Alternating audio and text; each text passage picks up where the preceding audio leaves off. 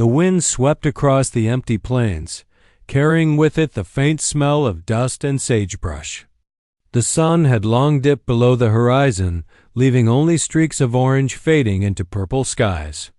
Samuel Kincaid rode his chestnut gelding slowly along the dirt trail that led back to his ranch. His shoulders sagged, his hat pulled low, his eyes fixed on the road ahead with the weight of a man who had grown accustomed to silence. The leather creaked beneath him with each sway of the saddle, and the rhythmic clop of hooves was the only sound breaking the evening stillness. Samuel had been living alone for years now, ever since death had claimed his wife in the harsh winter of '78. He had buried his grief in hard labor, in the tending of cattle, in the endless cycle of branding, mending fences, and surviving. The laughter that once filled his home had gone silent, leaving only the empty creak of floorboards and the crackle of the fireplace for company.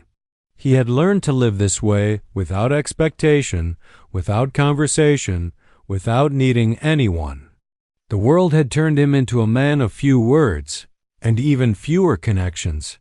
That night, however, something unsettled his rhythm. As he passed near the abandoned barn at the edge of McCollister's land, he thought he heard something faint, carried by the wind. He tugged lightly on the reins, slowing his horse.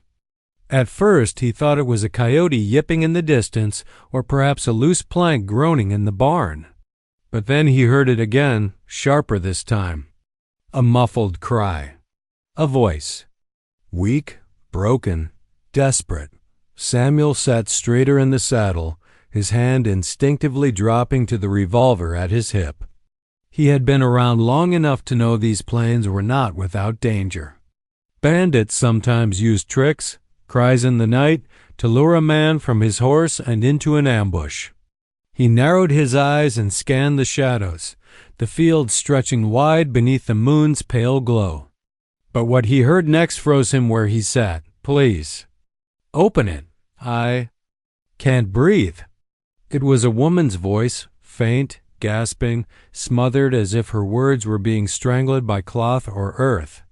His horse shifted uneasily, ears flicking toward the sound.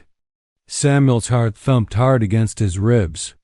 He slid down from the saddle, boots crunching against the gravel as he listened. The sound came from behind the barn, near the old haystacks that hadn't been touched in years. Moving carefully, every sense alert, he approached. There, tossed carelessly against the ground, was a large burlap sack. It writhed faintly, the coarse fabric straining as something or someone moved inside. The sight made Samuel's stomach twist. He had seen cruelty in his life, but nothing so deliberate, so heartless, as leaving a living being trapped in a sack like a discarded animal. He crouched down, his calloused fingers brushing the rough rope that bound the sack tightly at the top. From inside, the muffled cry came again, weaker this time. Please. Please, I can't. Breathe. Her voice cracked, filled with terror. Samuel's hand froze over the knot. Whoever had put her in there had meant for her not to get out. Opening it might unleash more than just a frightened stranger. It might unleash the trouble she carried with her. The night air pressed in heavy around him. Samuel could feel his old instincts clashing, the cautious man who had kept to himself for years warning him to walk away, to leave the sack and its mystery behind, while another part of him, buried deep, demanded he act. His wife's memory flickered in his mind, the way she used to speak kindly even to strays and outcasts, never able to turn away from suffering. He drew in a slow breath, torn by hesitation.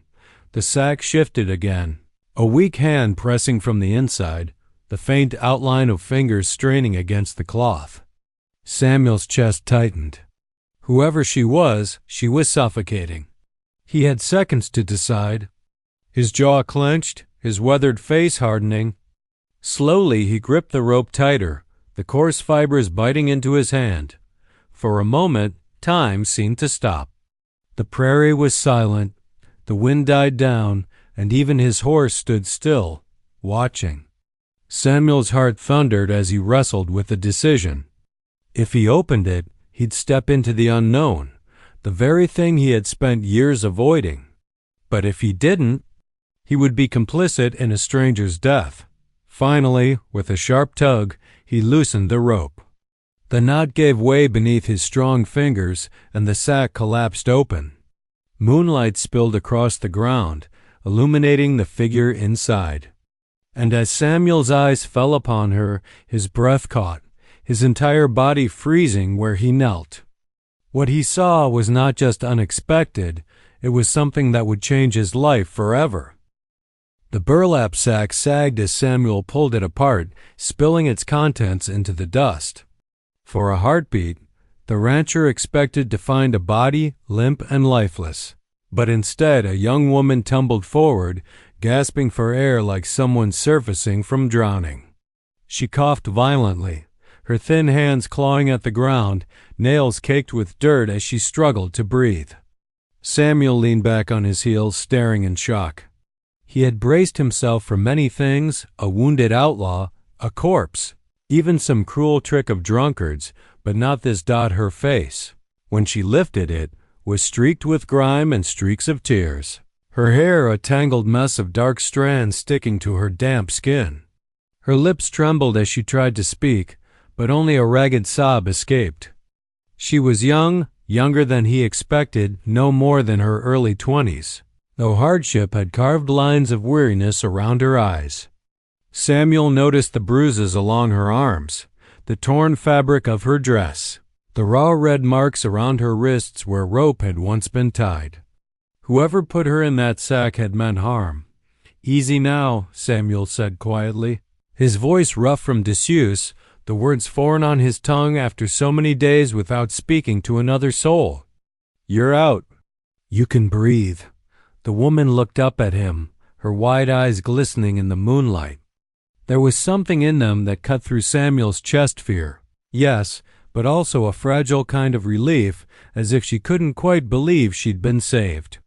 She stumbled toward him, and before he could react, her small hands clutched at his arm. He stiffened instinctively. It had been years since another human being had touched him like that. Her grip wasn't strong, but it was desperate, clinging to him as though he were the only solid thing keeping her tethered to the earth. "Thank you," she whispered hoarsely, her voice cracking from thirst and panic. She pressed her forehead briefly against his sleeve, shuddering. Samuel, a man who had faced rattlesnakes, wild cattle, and winter storms without flinching, found himself rattled in a way he hadn't felt in years. He shifted uncomfortably but did not pull away. Instead, he reached into his canteen, uncapped it, and held it to her lips. She drank greedily, water spilling down her chin, before forcing herself to stop as if afraid she might seem ungrateful. "What's your name?" Samuel asked after a long silence. His tone was calm but firm. He needed answers. The woman's eyes darted around the empty plains, as if still expecting her captors to come thundering back on horseback. She swallowed hard, her voice barely audible. "Elena." Samuel studied her closely, weighing the name, the way she said it, and the shadows that clung to her words. He had lived long enough to know that people on the run rarely told the whole truth. Still, he nodded slowly. "Elena," he repeated, grounding it in the cool night air. Her body trembled as she tried to sit upright, but exhaustion weighed heavily on her. Samuel instinctively reached out to steady her, his calloused hand firm against her back. She flinched at his touch, then forced herself to still, realizing he meant no harm. That reaction told him more than any confession could. This woman had been hurt, likely more than once. I thought I was going to die in there," Elena said finally, her voice thick with emotion. Her fingers gripped the hem of her torn dress as if holding herself together. They wanted to make sure I couldn't escape again." The words hung heavy between them. Samuel's jaw tightened. Whoever they were dangerous men. His eyes scanned the dark horizon instinctively, searching for signs of movement, of horses or lanterns. Nothing yet. But the sack and the bruised woman before him were proof enough that this land was not safe tonight. "You're safe now," Samuel muttered, though even as he said it, he wasn't sure he believed it. He knew better than to think danger vanished just because the immediate threat had passed. Elena's gaze lifted to him, searching his face as if trying to decide if she could trust him. Her lips parted as though she wanted to tell him more, but instead she shook her head, clutching her arms tightly across her chest. Whatever story she carried, it was too heavy to give away all at once. Samuel sighed, pushing a hand across his stubbled jaw. He could walk away, leave her here. He owed her nothing. But when she looked at him again, eyes wide and vulnerable, he felt something stir inside him, something he hadn't felt in a long time. Responsibility. A flicker of protectiveness. "Can you walk?" he asked gruffly. She nodded faintly, though her legs wobbled as she tried to rise. Without thinking, Samuel offered his arm. She hesitated for only a second before taking it, leaning against his solid frame as though surrendering the last of her strength to him. As he led her toward his horse, Samuel couldn't shake the thought gnawing at him. Whoever had left her bound and suffocating in that sack wasn't finished. And by helping her, by even touching that rope, he had just stepped into their fight. Still, he couldn't bring himself to regret it. The ride back to the ranch was slow and tense.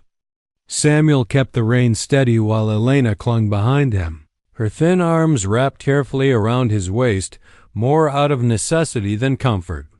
The night stretched endlessly around them, the stars burning bright above, but Samuel's focus was on the trail and the echoes of hoof prints he had seen near the abandoned barn. Fresh, too fresh to ignore. Whoever had left her there had done so recently and might not be far behind. When they finally reached the ranch, Samuel slid down first and helped Elena dismount. She staggered, unsteady on her feet, but managed to stand with his arm guiding her. His home sat in shadow, a weather-beaten house that bore the marks of years of solitude. Shutters slightly crooked, fence posts leaning, the porch light dim from lack of use. For the first time in years, Samuel felt self-conscious about its emptiness. He pushed the thought away and led her inside. The warmth of the hearth greeted them once he lit a fire. Elena's eyes darted across the room's sparse furniture, a small table, shelves lined with worn books and old tools. It was a lonely man's home, nothing more. Samuel brought her a blanket, setting it across her shoulders. She clutched it tightly, though her body still trembled. He noticed how she sat close to the fire, curling into herself as if she could hide from the world outside. "Tell me," Samuel said finally, his voice low but steady. He stood near the mantel, arms crossed, studying her with a gaze that had unsettled many a man in town. "Who put you in that sack?"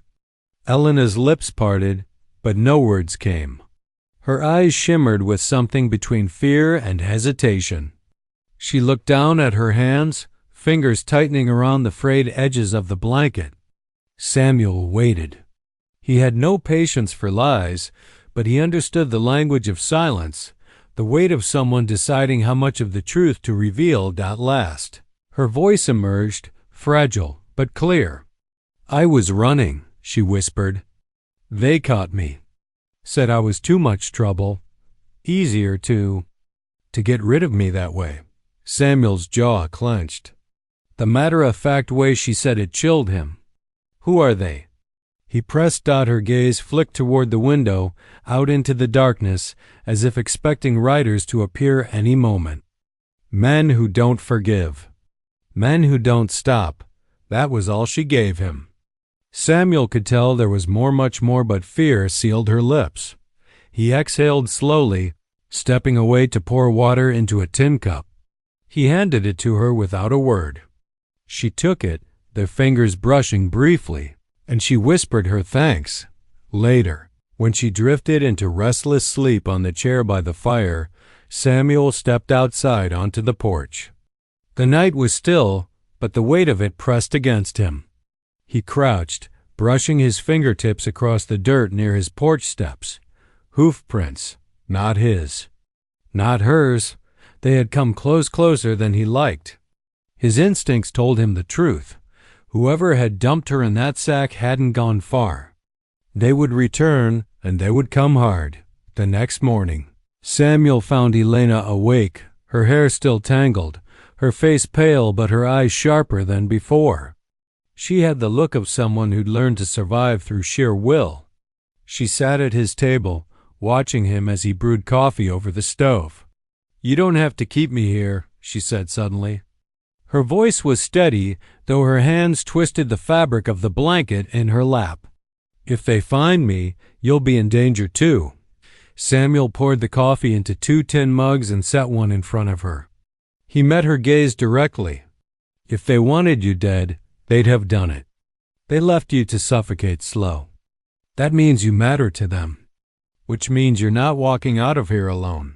Her throat bobbed as she swallowed. He saw something flicker in her eyes then, a mix of gratitude and guilt. She sipped the coffee, wincing at the bitterness, but didn't argue further. For the rest of the day she followed him silently as he went about his work. She helped gather wood, though her hands were clumsy and unaccustomed to ranch labor. She fed the chickens, stumbling once when a rooster startled her, and Samuel caught the way she laughed softly at her own nervousness. It was the first time he had heard anything from her that wasn't laced with fear. It stirred something inside him, something he hadn't felt in years, but the sense of looming danger never left.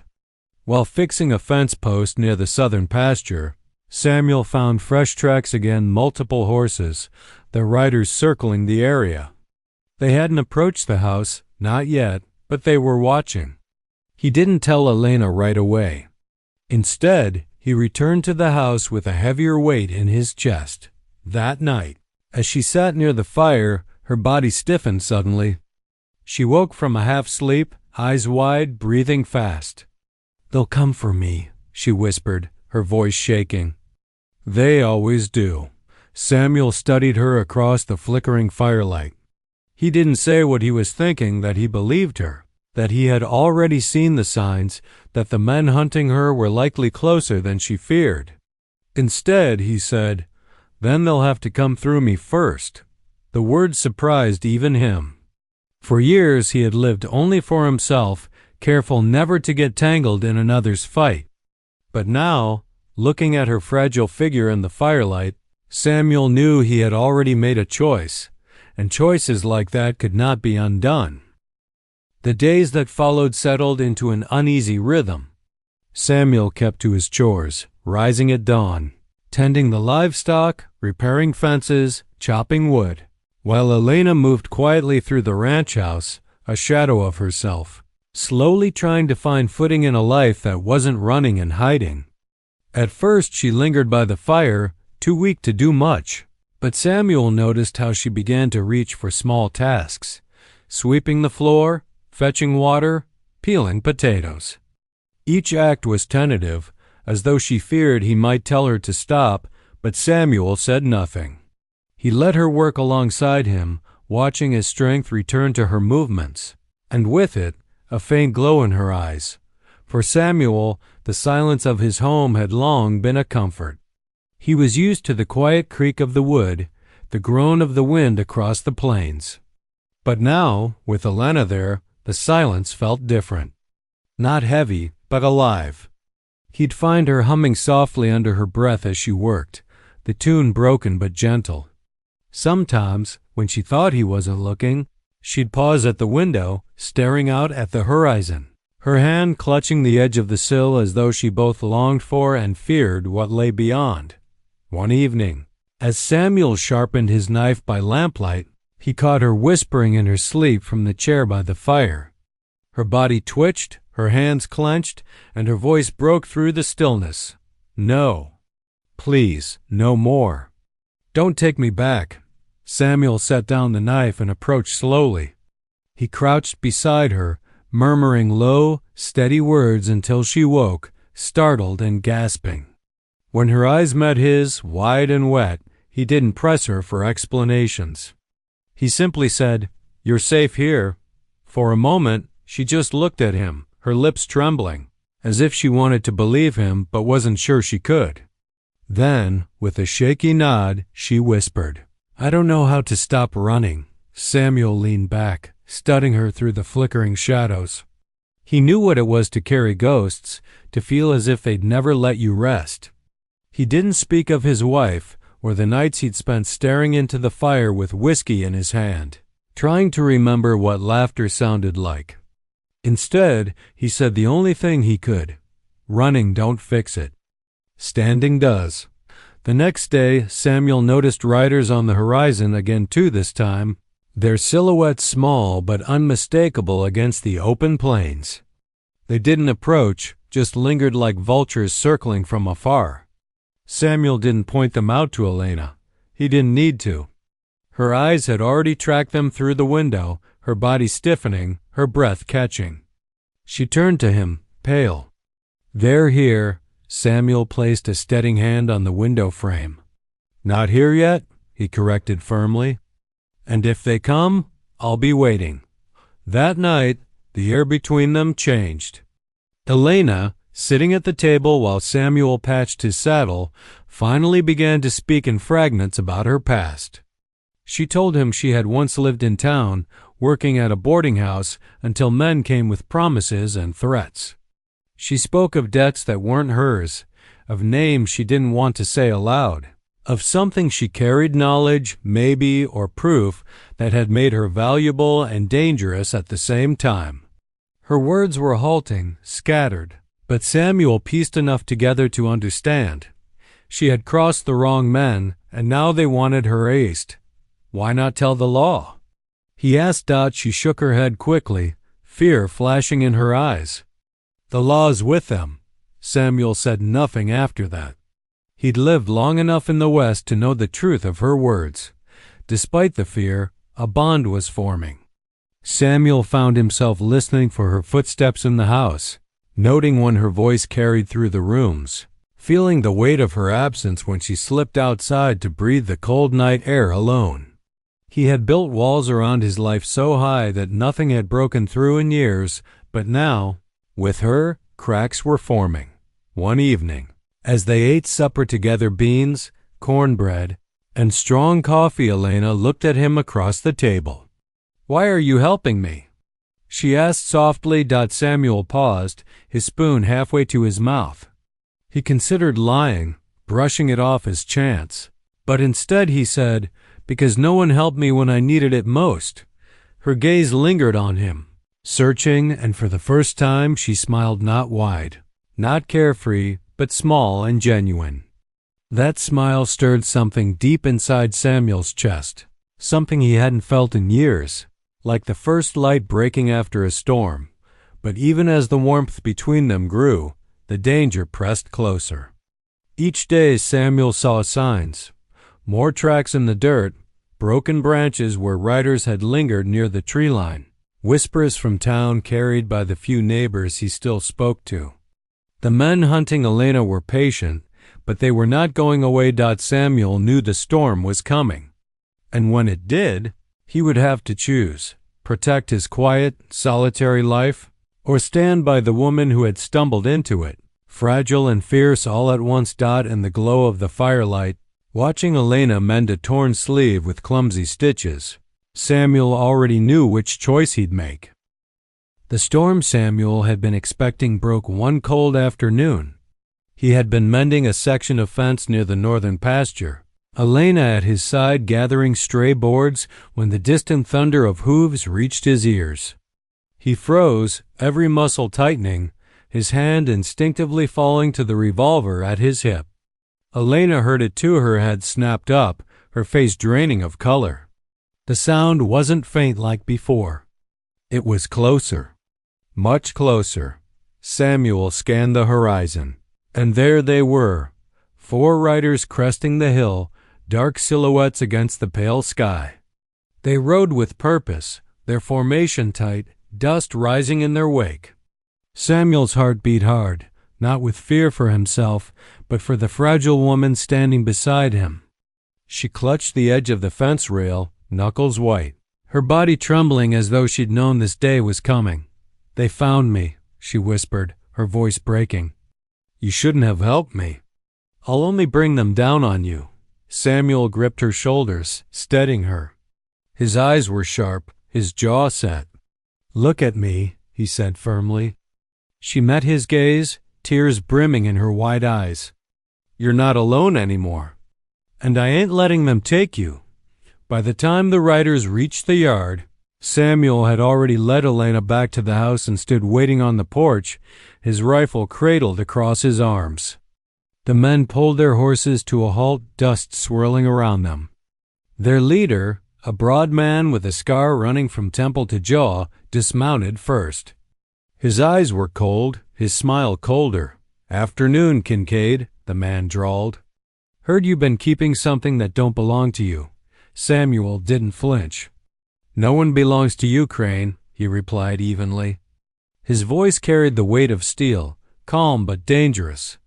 Crane's smile widened, but there was no humor in it. He spat into the dirt, then tipped his hat back. "Girl's ours. She ran off with things she shouldn't have. We're here to collect. Step aside, and we'll forget we found her on your porch." Behind him, Elena stood just inside the doorway, her fingers gripping the doorframe so tightly Samuel thought she might splinter the wood. She shook her head desperately, mouthing words he didn't need to hear. "Please don't," single quotes to dot. Samuel shifted the rifle slightly, his stance unyielding. "You're not taking her." The air grew heavy. The other riders muttered, restless, their hands hovering near their guns. Crane studied Samuel as though weighing whether the rancher's solitude had made him weak or dangerous. Finally, Crane chuckled low in his throat. "Don't make this harder than it needs to be, Kincaid. You're just one man." "One man's enough," Samuel said, his eyes like flint. The words hung in the air like a spark waiting to ignite. Then Crane's smile vanished. He gave a sharp nod, and two of his men swung down from their horses, advancing toward the porch. Samuel's rifle rose, steady as stone. The first shot cracked through the silence, echoing across the plains. One of Crane's men fell back, clutching his shoulder, cursing. The others scattered, drawing their revolvers. Elena screamed, ducking behind the doorframe. Samuel moved with the precision of a man who had hunted, who had fought before. He fired again, the report of the rifle splitting the air, sending another man diving for cover behind the trough. Bullets tore into the porch railing, splinters flying. Samuel ducked, reloaded swiftly, his heart hammering but his mind clear. He had no choice. To surrender her was death, for her and in some ways for himself. Crane shouted orders, his voice carrying fury. "Smoke him out. Burn the place if you have to." At that, Elena bolted from her hiding spot, panic written across her face. "Samuel, stop, please. I can't let you die for me. I'll go. Maybe they'll spare you if I go." Samuel's hand shot out, grabbing her wrist, pulling her down beside him as bullets whistled overhead. "Don't you dare," he growled. His eyes locked on hers, fierce and unyielding. "I've lost enough in this life. I ain't losing you too."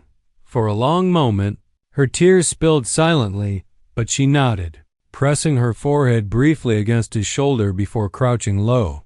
The fight dragged on, gunfire flashing against the twilight, the smell of gunpowder thick in the air.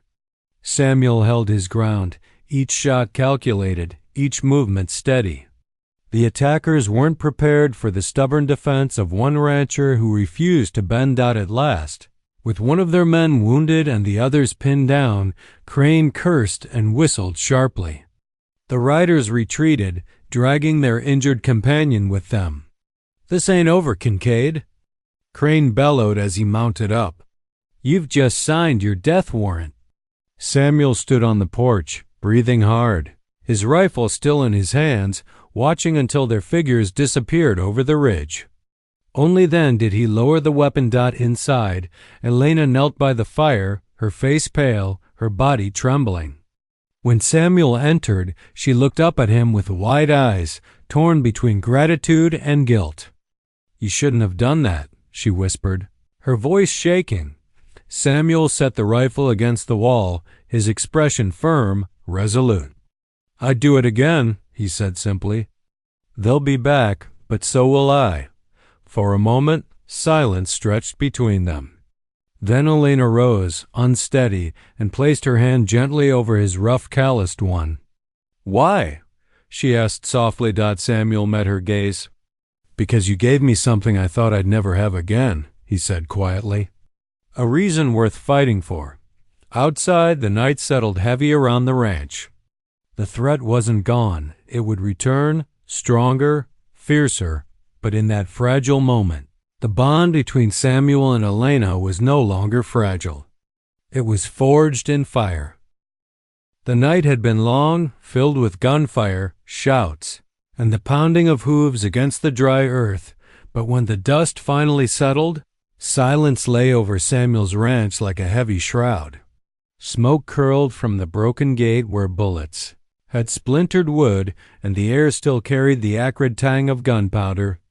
Samuel leaned against the porch rail, his rifle still warm in his hands, his chest heaving from exhaustion.